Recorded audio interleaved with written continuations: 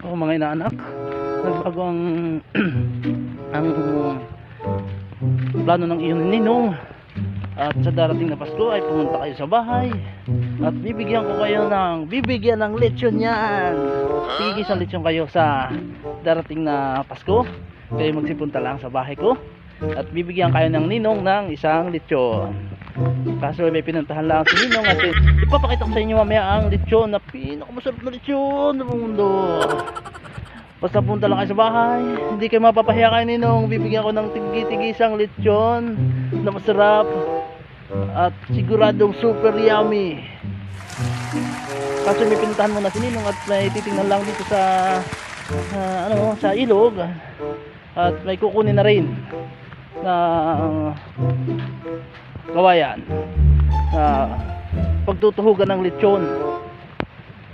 Kaya ako narito sa pupuntang ilog para kumuha ng tutuhugan ng lechon ng inyong ninong na masarap na lechon. At naghahanap-hanap ang ninong ninyo ng tutuhugan ng lechon. Hindi pa makabagat agad, hindi pa makakuha. Yun, parang may nakita na. Di mamaya ako na ipapakita sa inyo. Siyempre ang pagkuha ng ninong ninyo ay maabala.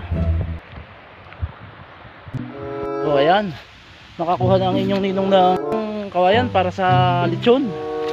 At mamaya ninyo makikita yung ipamimigay kong lechon para sa inyo mga inaanak. Siguradong matutuwa kayo. Durong sarap na rin mga inaanak. Pabalik ng ninong. Ayan na nga, naglalakad na pabalik na nga ang inyong ninong. Dahil kumuha lang ang ninong ninyo ng kawayan na pagtutuhugan ng lechon, ay baka makapaglechon ng mas maaga at magsipunta kayo ngayong Pasko. Ha? Mga inaanak? Yan, mga inaanak, at pabalik na ang inyong ninong. Malapit na sa bahay. Medyo malayo-layo pa rin ng konti, pero makakarating din sa bahay ang inyong ninong para maisigang na yung lechon na ipamimigay ko sa inyo. Ha? Yung mga anak, maya-maya at sisigang ko muna yung lechon pag nakarating sa bahay. At yan, nakabalik na nga ang inyong ninong at magsisigang na ng lechon. Yan na nga mga inaanak, nag-uusok na at nakasigang na ang nililitsyon ng inyong ninong. Ay siyempre baka masunog, ay titingnan muna natin yan. Kaya ako kumuha ng kawayan kanina para sa lechon. Yan, abay, mapula-pula na, maluluto na ito. Kitang-kita naman ninyo mga inaanak ng aking lechon ng pagkakalakay. Nakatuhog talaga ito sa kawayan. Ha? Baka naman kayo may masabi pa. Ay basta pumunta kayo dito sa Pasko at bibigyan kayo ng tigigisang lechon ng ninong. Mga anak ay talagang ito yung pagkakasarap nitong lechong ito. At talagang maluluto na ay mapulang-mapula na.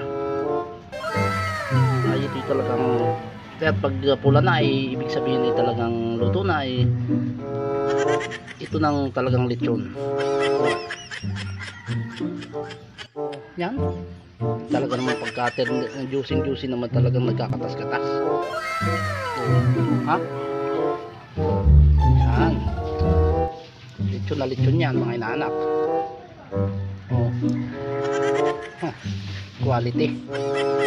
Yan mga inaanak, para medyo kuminang-kinang ang lechon ng inyong ninong, ilalagyan din natin ng langis. Yan, dilangis, huwag utol, dilangis. Ha? Langis. Yan, talagang maluluto na mga inaanak. Hintayin na lang ninyo sa Pasko at kayo bibigyan ko ng ganitong lechon. Tigigisa kayo. Ayan, pinipihit-pihit na ng ninong ninyo ang kanyang lechon. Baka masunog. Ay, pinipihit-pihit na.